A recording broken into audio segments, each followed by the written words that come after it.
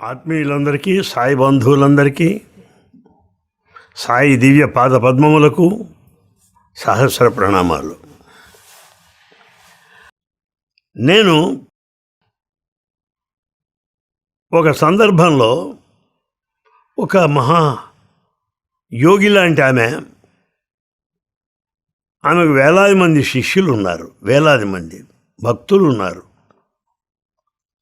మహానుభావురాలు, సాధకురాలు. అందరూ ఆమెని అమ్మ అమ్మ అని పిలుస్తారు. ఆ ఉండే ఆశ్రమానికి అందరి ఇల్లు అని పేరు. అందరు అక్కడ ఉండొచ్చు, అందరి ఇల్లు. వచ్చిన వాళ్ళకి అన్నం పెట్టకుండా ఎవరిని పంపదు. తల్లి ముందు కడుపు చూస్తున్న పిల్లాడు అన్నం తిన్నాడా లేదా అని. అలాగే ఆవిడ పేరు అదే కనుక అనసూయాదేవి అంటారు. బాపట్ల సమీపంలో ఉన్న జిల్లేళ్లముడి అమ్మగారు అని పిలుస్తారు. వచ్చిన వాళ్ళందరూ కూడా అన్నం పెడుతుంది ఆవిడ. చాలా గొప్ప ఆవిడ. శిష్యులు కూడా ఉన్నారు. ఆవిడ జన్మదినోత్సవానికి ఒకసారి నన్ను రమ్మనమని పిలిచారు. నేను అప్పుడు ఆంధ్రదేశంలో రాష్ట్ర అధ్యక్షుడిగా ఉన్నాను. నేను ఇప్పుడు అక్కడికి వెళితే మతం మార్చానా, మతి మార్చానా, దైవాన్ని మార్చానా, నాకున్న విశ్వాసం సడలిందా అని జనాలు అనుకునే అవకాశం ఉంది. నేను నేరుగా ఆమెతో మాట్లాడాను. అమ్మా, మీ జన్మదినోత్సవానికి వచ్చేవాళ్ళంతా మీ భక్తులు. మీ వంటి పెద్దల దర్శనం మా అంతా మేము చేసుకోవాలి. కానీ మీరే ఆహ్వానించినప్పుడు రాకుండా ఉండగలనా? అయితే ఒక చిన్న విన్నపం. బాగా సుదీర్ఘకాలం స్వామితో పరిచయం వల్ల, సంభాషించడం వల్ల ప్రతి వాక్యంలో బాబా బాబా బాబా అని వస్తుంది నాకు. అది మీ శిష్యుల యొక్క మనసుల్ని కాస్త నొప్పింపజేస్తుందేమో అనుకుంటున్నాను అమ్మా అన్నాను. దయచేసి అమ్మ మాటలు గమనించండి నాయనా. ఇదే నన్ను గ్రహించింది. అయ్యా అన్న, అమ్మ అన్న దేవుడు ఒక్కడేనయ్యా. అయ్య మాటలు అమ్మ మాటలు భిన్నంగా ఉంటాయా? చాలామంది నా దగ్గర వచ్చే భక్తులు నువ్వు స్వామి గురించి చెప్తావని, చాలా బాగా చెప్తావని నా భక్తులు మన ఆశ్రమానికి పిలిపించమని అడిగారయ్యా. అందుకని పిలిపిస్తున్నాను అన్నది. అమ్మ, తప్పకుండా వస్తాను. అయితే చిన్న ప్రార్థన. ఏమిటది? నా పేరు కింద రాష్ట్ర అధ్యక్షుడు ఆంధ్రప్రదేశ్ సత్యసాయి సంస్థలు అని కూడా రాయించండి. అది ఎందువల్లంటే నా క్షేమ నిమిత్తమై. వీడు ఇక్కడ ప్రెసిడెంటు, అక్కడ ప్రెసిడెంటు, అక్కడ ప్రెసిడెంటు అలాంటి సౌకబారి మనిషిని కాదు నేను. నాకు ఆరాటం లేదు, ఆ తపన లేదు. స్వామికి కట్టుబడ్డాక అలాగే నిలబడాలని నా ఉద్దేశం. ఏదన్నా కానీ yes, like a missionary, like a person who is committed to a particular mission. అన్నిట్లో నువ్వు ఎట్లుంటావు? అన్నిట్లో నువ్వు ఉన్నావంటే ఎక్కడా నువ్వు లేవన్నమాట.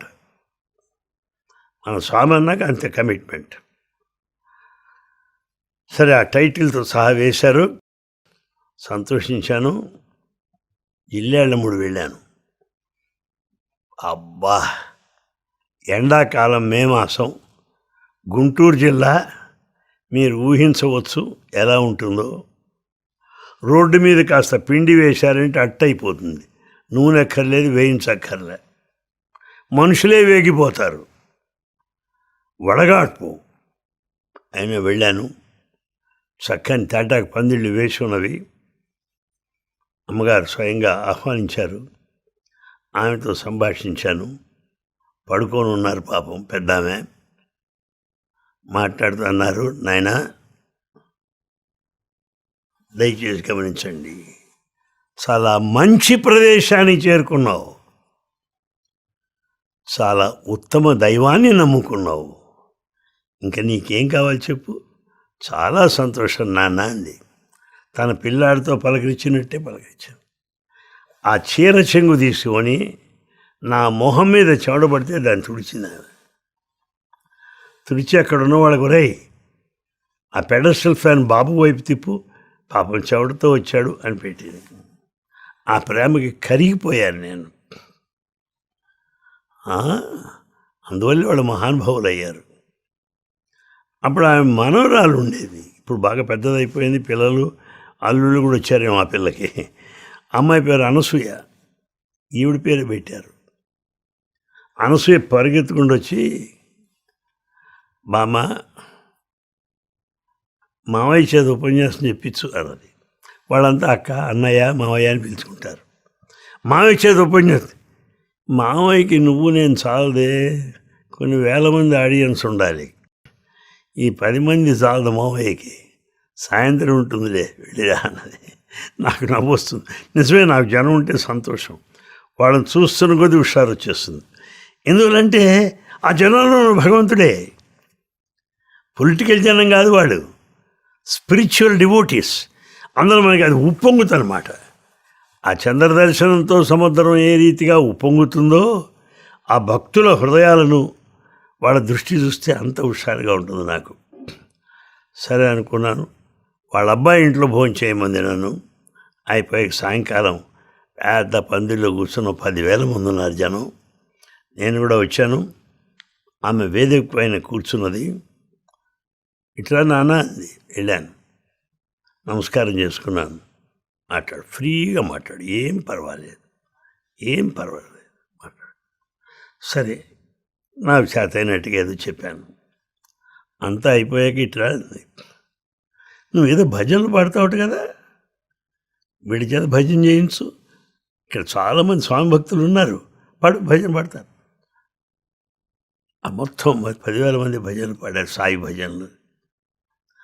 అక్కడ నాకు identity, the oneness of divinity నాకు అర్థమైంది. What you call the openness of devotion. అరే అందులో ఇలా ఉంటుంది కాబోలనుకున్నాను. అయిపోయాక, నాయన నీ కార్యక్రమం ఏమిటది? అమ్మ, యూనివర్సిటీ పరీక్షలు జరుగుతున్నాయి, రేపు ఇన్విజిలేషన్కి వెళ్ళాలి, నేను రాత్రే ప్రయాణం పెట్టు. అయ్యయ్యో పాపం, సరేలే అని చెప్పి కాస్త బట్టలు పెట్టి ఆశీర్వదించి, ఇక్కడ ఘట్టం, నేను కారెక్కాను. ఆవిడ గుమ్మ ముందు నుంచొని కారు కనుమరుగు అయ్యే వరకు చూస్తూనే ఉంది అలాగా ప్రేమగా. వెంటనే నా జ్ఞాపకం వచ్చింది, మన స్వామి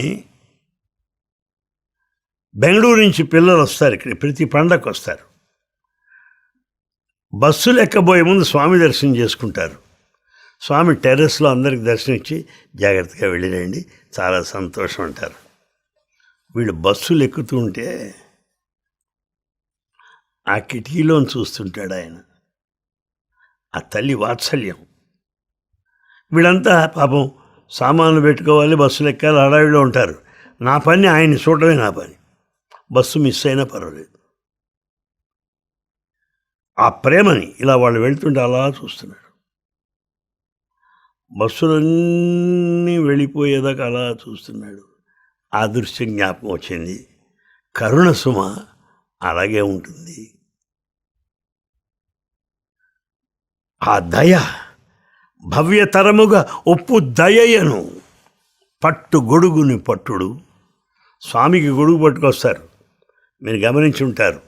ఆ రోజులో స్వామి కారుణ్యానంద స్వామి ఛత్రము అది వెనకాల తెచ్చేవాడు. కొంతకాలం కస్తూరి గారు పట్టుకున్నాడు. తర్వాత దసరా ఉత్సవాల్లో మైసూరు నుంచి వచ్చేటువంటి వాడు ఆ ఛత్రాన్ని పట్టుకొని ఆయన వింజామరాలు కూడా వీసేవారు. అవి కూడా చూసాం మేము. కనుక ఏదిరా ఆ గొడుగు అంటే ఏమిటి? భవ్యతరముగా ఒప్పు దయయను పట్టు గొడుగును పట్టుడు. ఏమిట్రా దయ ఆయన గొడుగు? లేకపోతే నువ్వు కట్టేది ఈ గొడుగులు పనికి వస్తాయా? కాదు. నవ్య ఉత్సాహమును నింగి ముట్టగా నిలుపుడు. నీ ఉత్సాహం ఆకాశాన్ని చేరుకోవాలి, అది భగవంతుడు అంటే. ఆ రీతిగా అమ్మవారి దగ్గర దర్శనంతో అబ్బా, పెద్దవాళ్ళంతా గ్రహించాలి. మహర్షులందరూ గ్రహించారు, సాధకులందరూ గ్రహించారు, భక్తులందరూ గ్రహించారు. మిడిమిడి జ్ఞానం ఉన్న వారికే ఇంకా అందటం లేదు. ఉడికి ఉడకనటువంటి బియ్యంలాగా ఉంది వాళ్ళ వ్యవహారం. అది నేను మరోరానటువంటిది. తర్వాత వస్తున్నప్పుడు ఆవిడ దగ్గర సెలవు తీసుకుంటున్నప్పుడు ఆవిడ అన్నది, నాయన నేను ఏమి చెప్పలేదు ఆవిడతోటి.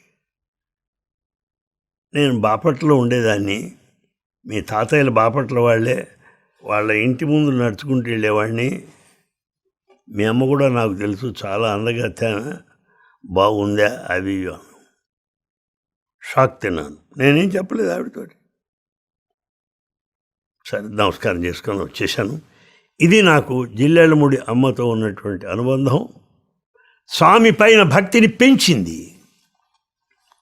స్వామి యొక్క దివ్య భవ్య గుణాలను ఇంకా అధికంగా గ్రహించే స్థితికి తీసుకొచ్చింది నన్ను, ఉన్నత స్థాయికి. అలాగా ఆవిడతో పరిచయ భాగ్యం కలిగింది స్వామి కరుణ వల్ల.